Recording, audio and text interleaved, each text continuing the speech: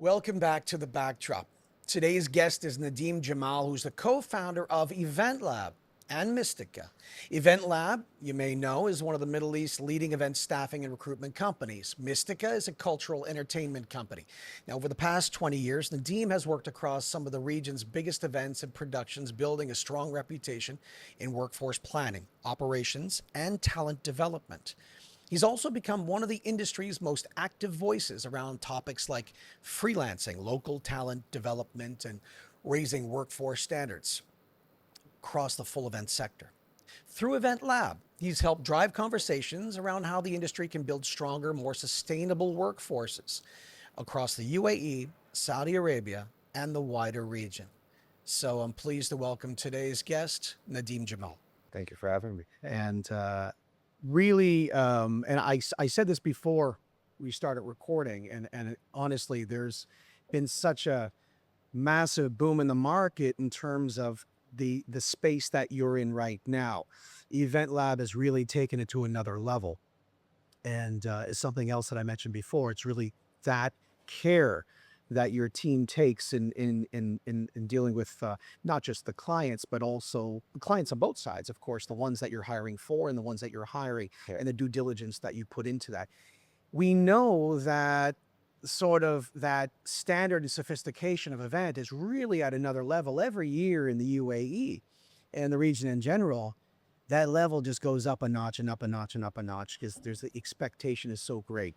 So how do you create that sort of competitive differentiation with Event Lab when you have so much competition to find that level that's really going to sort of make a difference for those events? Yeah, I think when we started the company, we ourselves, myself and my business partner Murad Shisha, were freelancers ourselves in the market. And we started it because there was nobody at the time, not one single company at the time that helped event professionals find work. We were on our own, left our own devices to find our next gig. We built the company very much with that experience at heart and in mind. We want to treat people as we would have wanted to be treated. So, you mentioned there are two clients. You're right. The candidate is also a client, but before that, the candidate is a person with needs, with circumstances, with trying to manage either a very busy schedule or a very stressful, not busy schedule where they're looking at their bank account dipping down in between projects, right? Or diminishing in between projects. And there's a lot of stress with And there's a lot of stress with that. So it's treat people as you'd want to be treated yourself. Now, it's very difficult because obviously my team are constantly talking to new people. They're reaching out to candidates about opportunities. They're updating candidates about the opportunities they've already spoken to them about, telling them that the project didn't go ahead. The client picked another candidate. There's a lot of people to talk to say the least, hundreds per day that any good recruiter should be talking to. Not everybody does that. It makes a big difference, as we were briefly talking before the camera started rolling. It makes a big difference to the candidate. They need to understand their lives. And even though we don't manage to update every single person that reaches out because just there's not enough hours in the day, we're, number one, actively creating systems to try to automate the process a bit. Not every step of the process, because we shouldn't remove completely the human element of it, but at least let people know your CV has been submitted and is in review.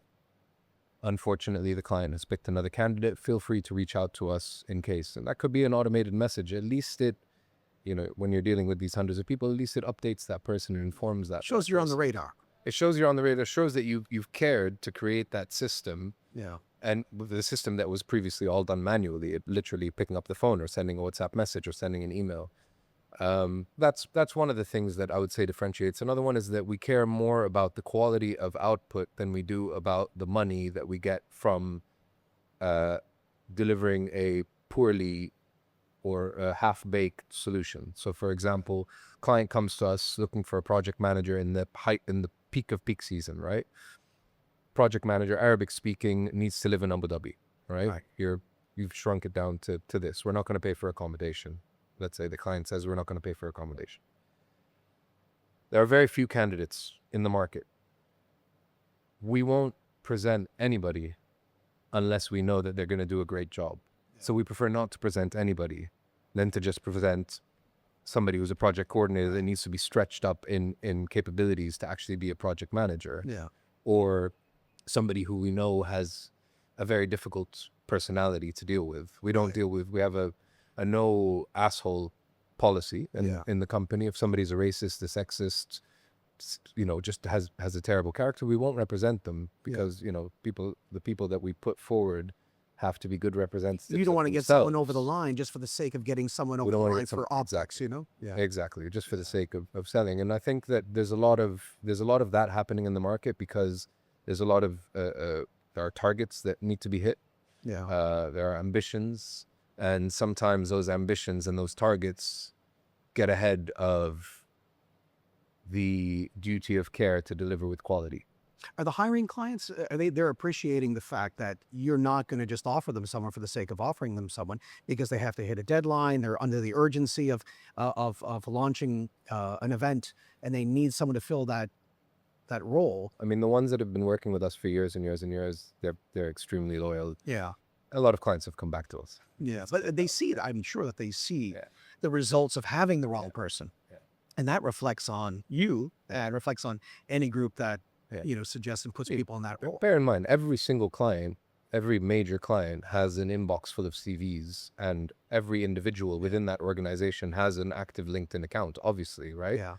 They can all reach out to people. They're coming to us for a reason. They're coming to us for a guarantee of success of placement, Yeah. right? Because you can analyze in a way that they probably can't. And we spend, for the last 14 years, we've spent all day, every day, just doing event recruitment, all day, every day.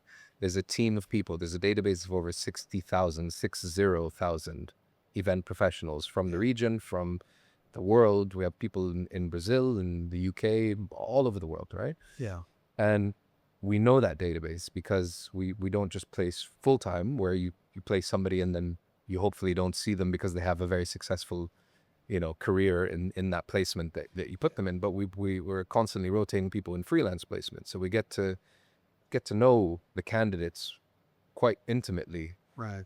We understand their quirks, we understand their life circumstances. Mary has a kid and needs to be home by 6 o'clock. We understand that, and we find jobs that fit It's just nuanced. the nuances of the person's circumstances, but also the person's personality. Yeah. You're not going to put somebody who specializes in luxury events to set up a rock concert, and you're not going to put somebody, so you have to match the person to the job, to the culture of the client, and to the role. Yeah. Align the DNA. Align the DNA, and So again, before we had a little chat before we started recording, and we were talking about what started the whole idea of Event Lab. And I know, just to give a little bit of context, in 2010, I wrote a conference, created a conference called the Abu Dhabi Innovation Forum. We had a guy on there. There was, I think he was a professor, and I can't remember when, it's been so long, but he said there was something that he called the falafel effect, which means that somebody opens a falafel store, and it's so popular that someone says, I'm going to open a falafel store. I guess it's kind of like burger joints on Beach Road, right? Yeah. So it's popular. I'm going to open one now. Yeah. This wasn't the case with Event Lab. This was sincerely and genuinely born out of a need that was formed from your own experience. Do you want to give a little bit of background on that? Yeah, I mean, I was a freelancer, as I mentioned earlier, and you're working 15-hour days. I used to, shift was from when I wake up and get to site to when I go to sleep at 2 a.m. That's how I did it. Doesn't matter how many hours the client expected of me. I was running my own personal business. Yeah. The business of being a freelancer, right? Yeah. So long hours, 6 days a week, 7 days a week. You're committed to that job. You're chasing payments from the previous job. Yeah. You're updating your CV. You're applying to this. You're getting rejected from that. You're getting accepted into that, but it conflicts with this. It's challenging. It's hard being a freelancer. You have to promote yourself constantly. And it's also hard for clients, and it's still hard for clients, with many clients complaining today, about to validate the skill sets that people put forward on their CVs, right? So we figured, right, clients are struggling, but they didn't yet realize that they were struggling. And the freelancers are definitely struggling, and they definitely realize that they're struggling to find work. Let's create something that solves that problem. And it took a bit of convincing to a few clients, because a lot of clients were saying, first of all, nobody in the Middle East. It wasn't just here, right? There were a couple of crewing companies. Right. There were, but and there were several ushering and hostessing and promoter agencies, but nobody focused on freelance placements of of event professionals, right? So when we started it took a bit of convincing, telling clients, look, I know you used to do this yourself. I know you have your own database. Outsource this because you're not a recruiter. You're an event professional. Yeah. Focus on your event, focus on your P&L, focus on your client, and let us take care of building your team. And guess what? Within 5 minutes of a conversation, we can understand your brief as clear. We're event professionals. We can understand your brief as well as you do, right? Yeah. Just give us all the information. Understanding your brief allows us to give you advice. You say you want 6 stage managers. I'll tell you what, I think you need 4. So you've just saved now 2,500, whatever, 2,000 dirhams into 2 people into 10 days, right? Yeah. We'll use that money to get you a better show caller. Clients started to see the value of that. And we were very lucky. Our first few projects were with WRG, who eventually shut, and the leadership of WRG here founded people. They're amazing client to work with, amazing agency to work with. They entrusted us with on our first few projects, with quite a sizable team. Yeah. So we got to bring in the best of the best personality-wise of people. And we were bringing in people from outside the industry because the industry was still small. Yeah. You could count the number of good freelancers on, couldn't count them on 2 hands and 2 feet. There were about 250 to 300 good quality freelancers in the GCC in 2013 when we started Event Lab. When we started Event Lab. So we had to bring in people from outside the industry, from the film industry, from the fit-out world, from the engineering world, graphic designers who became eventually holistic creative directors over the years, and really add entrance of talent into the market. Clients started to see that, and suddenly these new, amazing people that got along super well with each other started popping up on their project, proactive, kind, can-do attitudes. Yeah. Clients got hooked.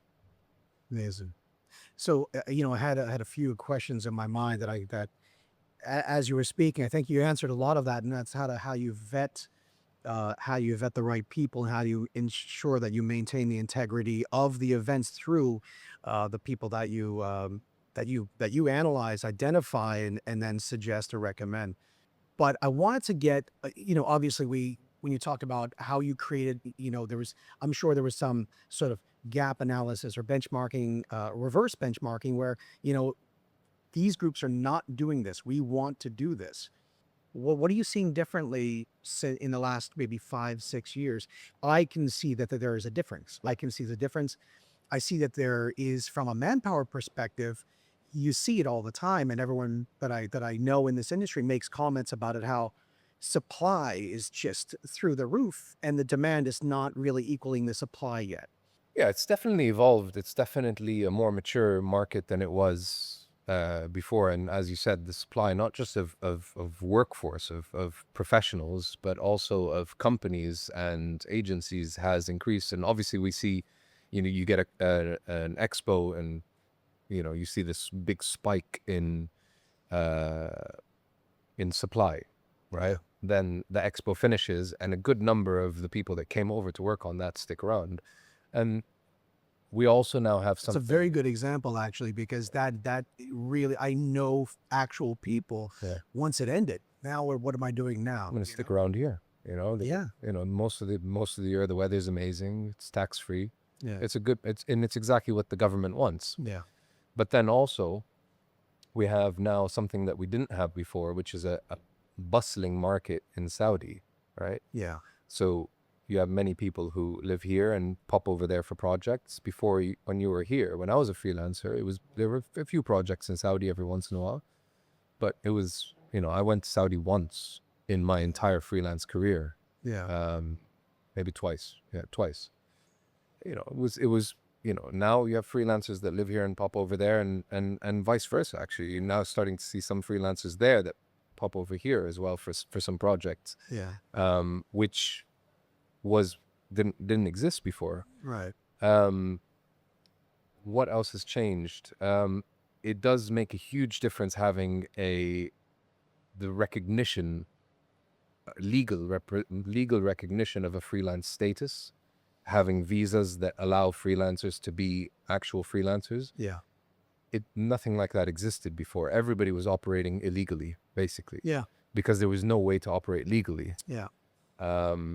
So from Or a they'd work under someone else's license. Somebody had, listen, you could use my license, sort of thing. And yeah, it wasn't the right way to go, but yeah, it's great.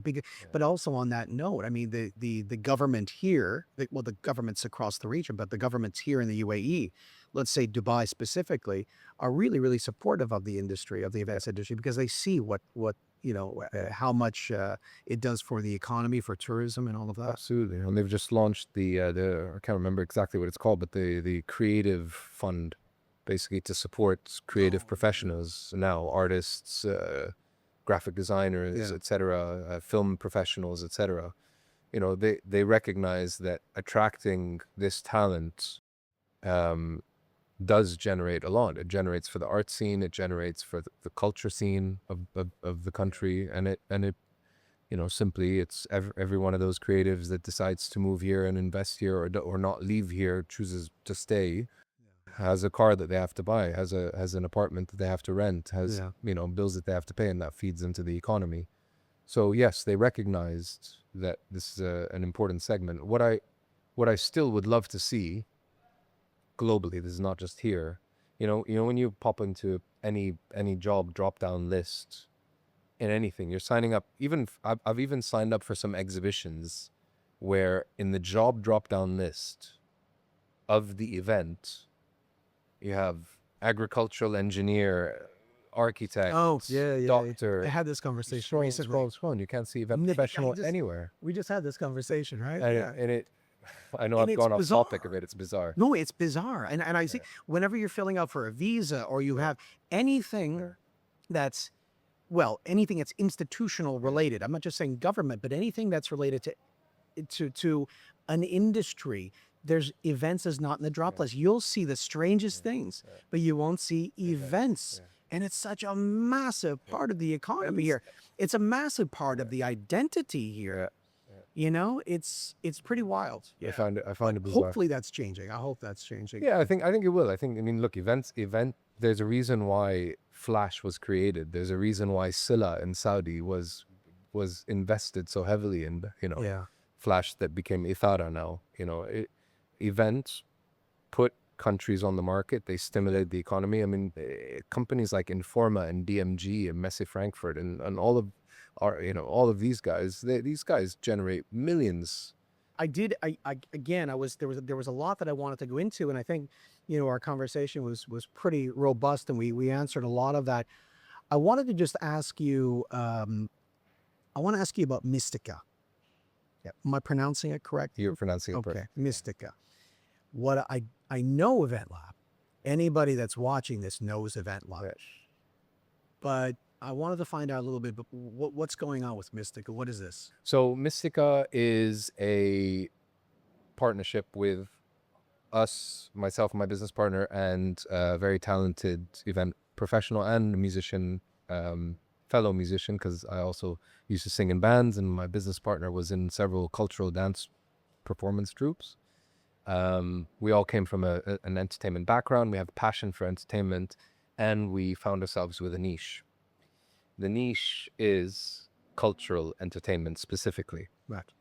Cultural entertainment being any form of entertainment that has some sort of cultural ROI to the audience, right? Some sort of cultural message, some sort of story, Spirit.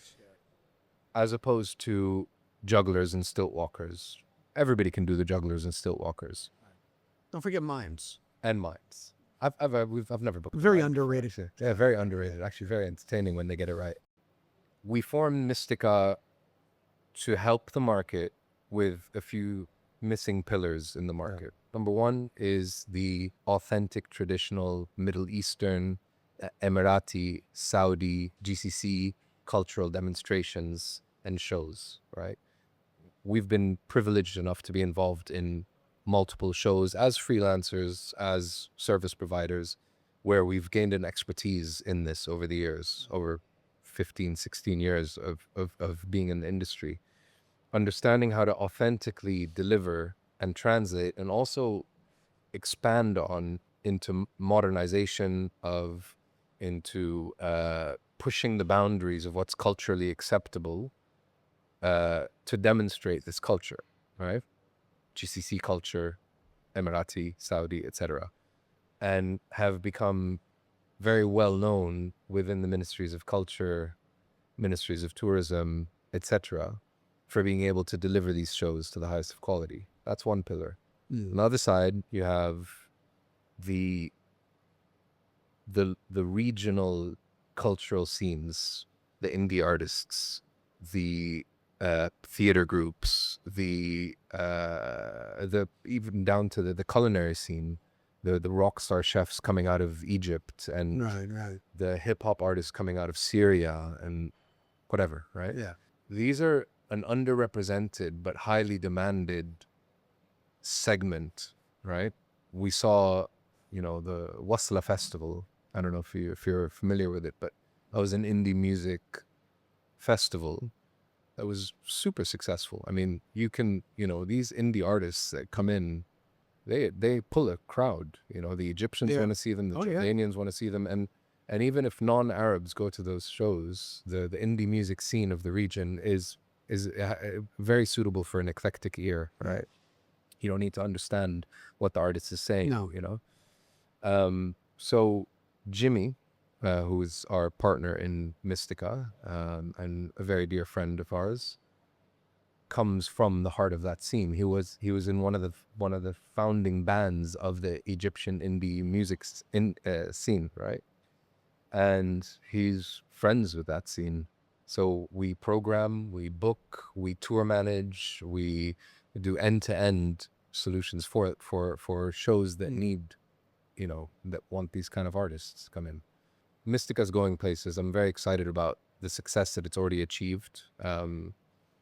We created a 1-hour show at the Louvre for the Al Burda Islamic Cultural Awards, where we got artists from around the Islamic world, each with their own different culture and interpretation of Islamic music, and created a 1-hour long sort of show with an orchestra in the background of original music, all seamlessly composed, entertaining within the topic of Islamic culture, which is a sensitive topic. You can't go too far. Yeah. But you have to be entertaining at the same time. And that's exactly the kind of show that Mistika specializes. When I first, I moved here in 2008, when I first running events, we started doing these, these sort of social things, the social visits for guests that were coming in from other parts of the world.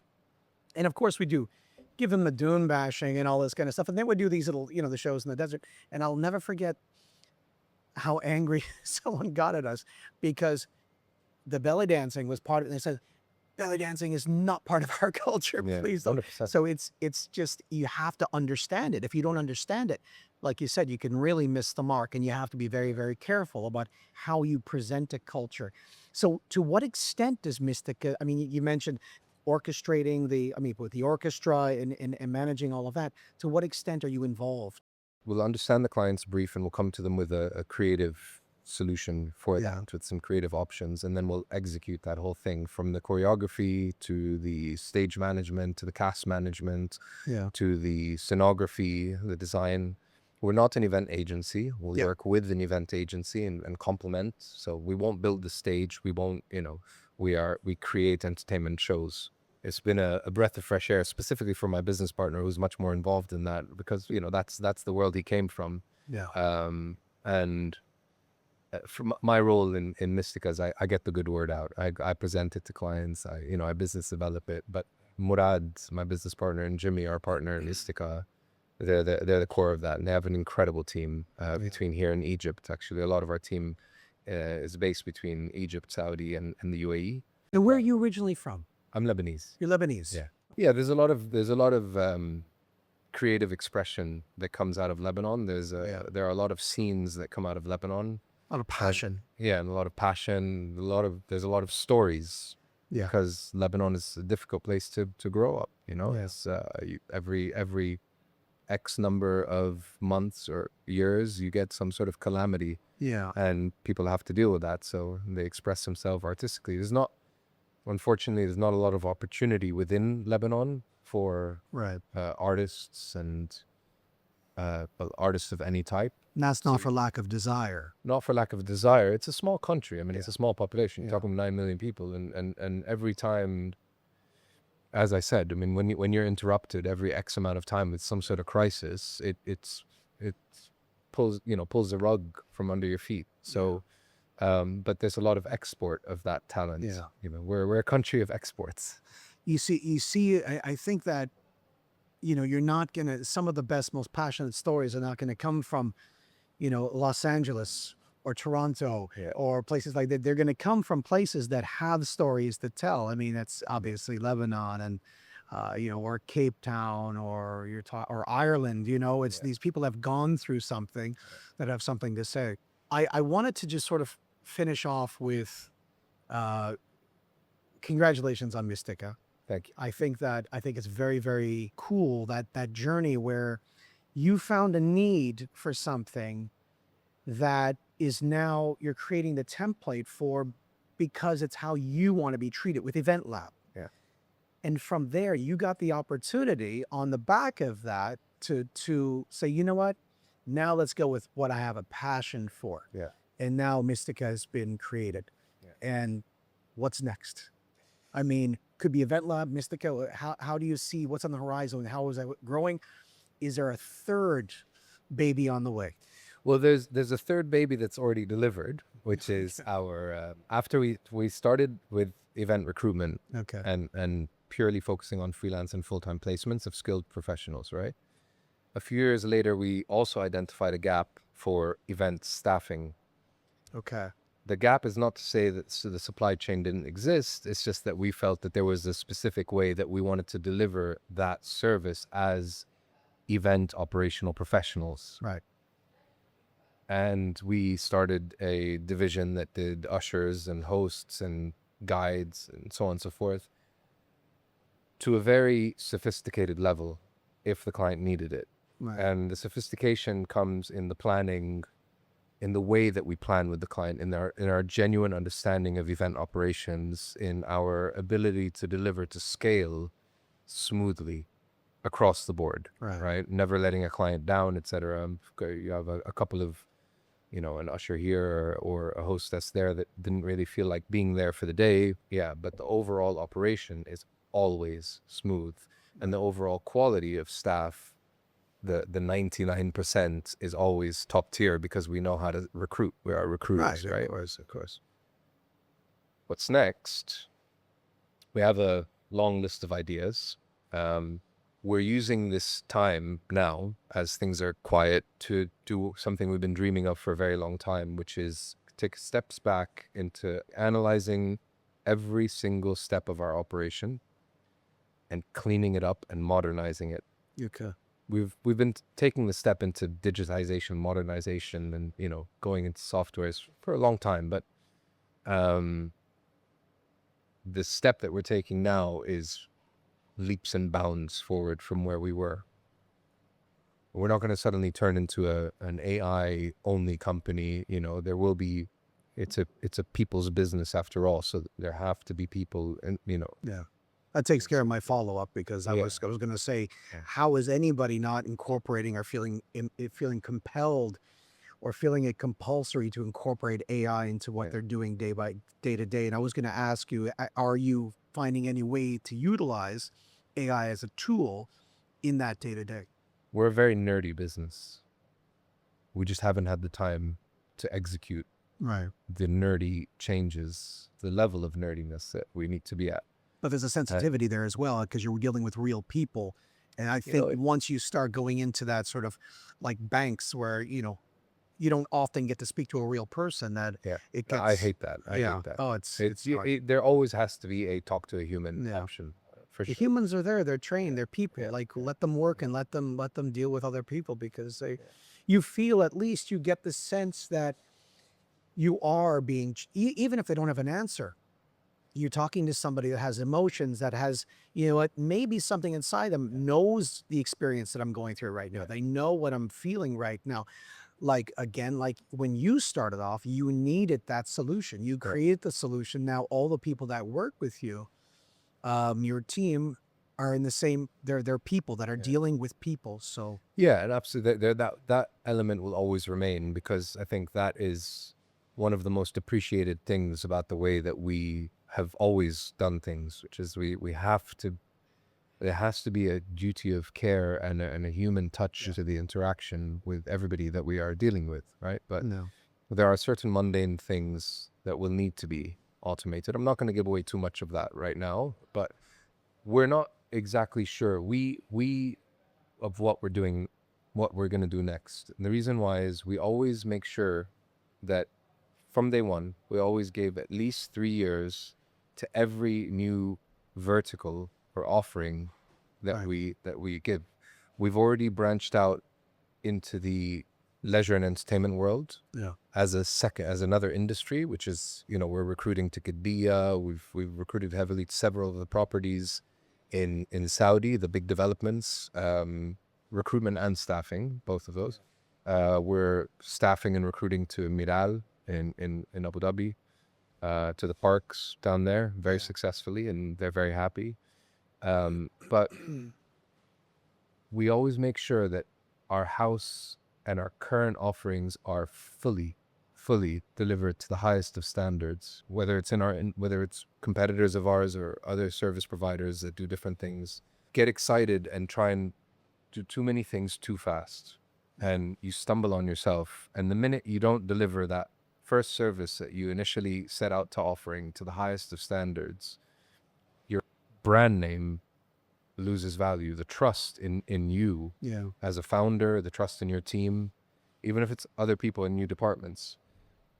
If your company X used to do water really well, and then 1 year later you suddenly want to do sodas, and your soda is being sold under the brand name of X, and you're not doing it well, automatically the brand of your water loses equity, Yeah. right? No, for sure. So we have exciting things in the list, but we're not sure what those are going to be yet. Once we pick them, we're going to do it right, as we've always focused on getting things right whenever we launch them. But it's exciting. Obviously, you have that passion still. I can see that you're never going to let go of that passion and excitement to sit and think, you know what, we can do this, because you already have the mechanics of the entrepreneurial, mindset. You The have the Lebanese brain merchant. for it, right? That's right. And a lot of people don't have that. Someone will have a great idea, but they don't know how to execute it. The biggest thing that I have right now, that we have now, is an incredible team that knows how to execute things.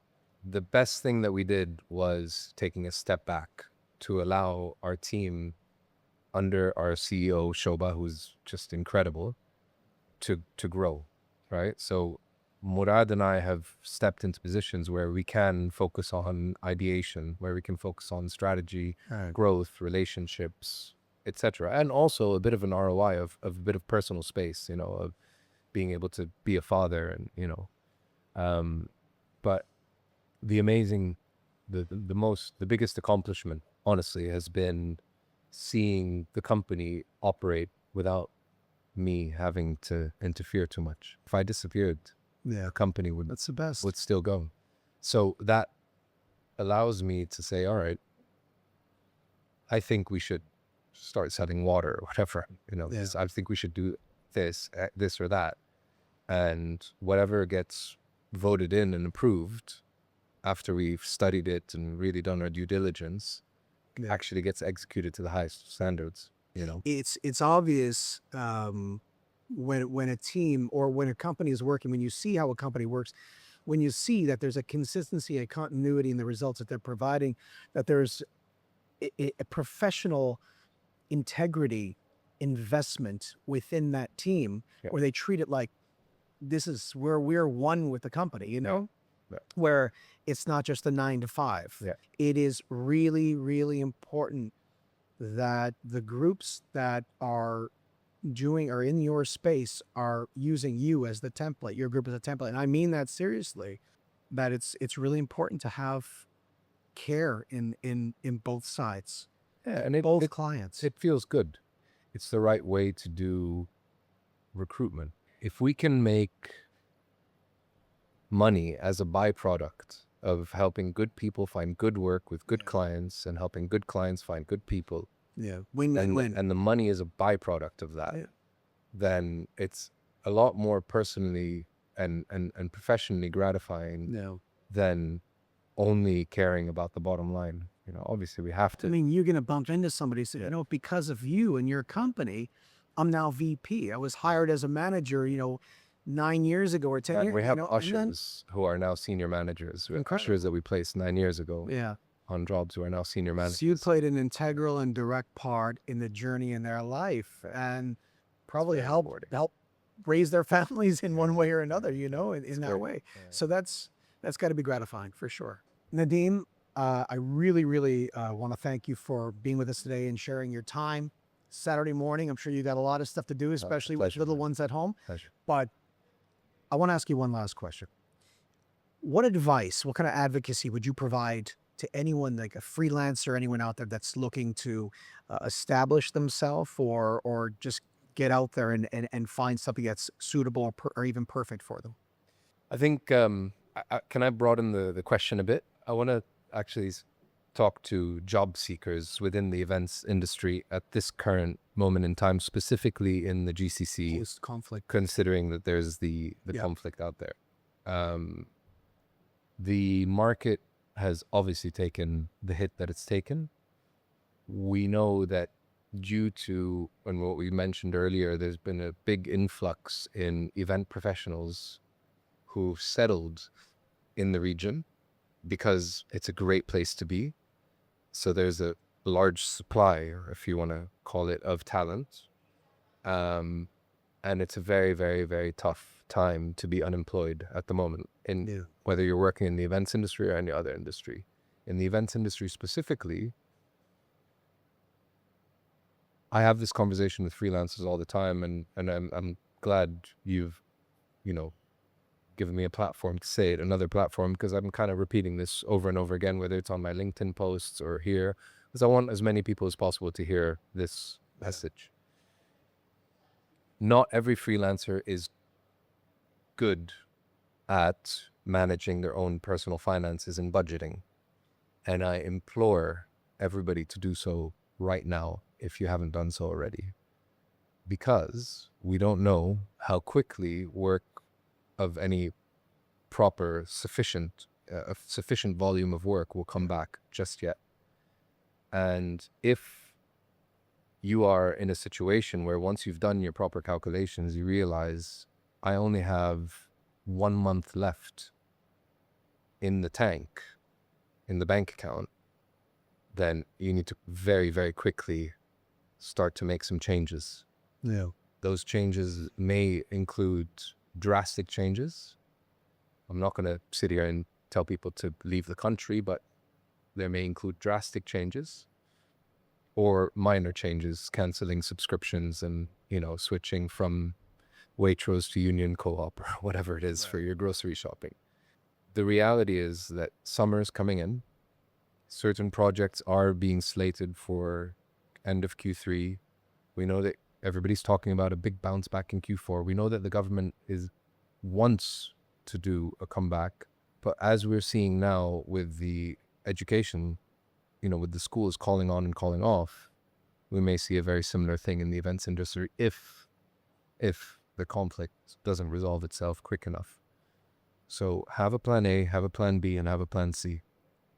Now, in the meantime, whether you're a new entrant into the market or work on that CV that you haven't worked on for a long time, start networking on LinkedIn.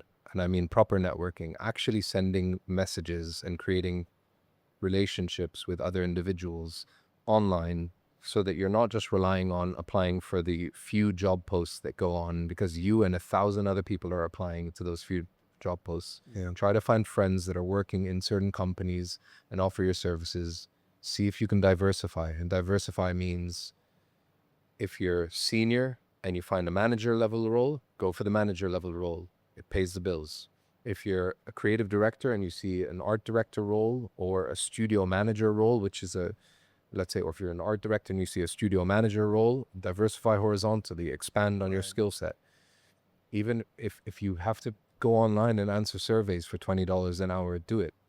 Do whatever you need to do to get through this tough period.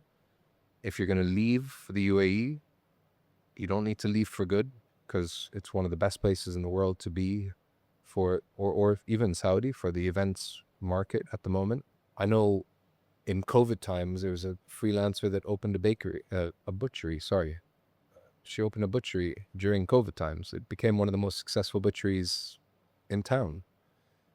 Fixed Chocolate came out of the pandemic.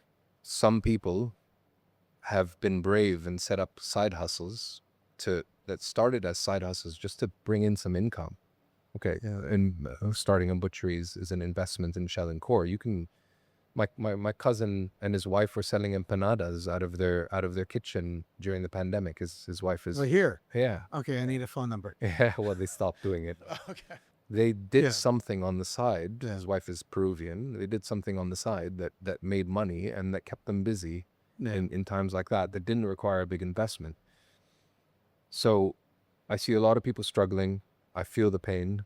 I know what it's like to be a freelance professional or to be on the hunt for work Right. in the dead summers of 2012 Yeah. before Event Lab, when there was no Saudi to keep us busy in the summer, and it's tough.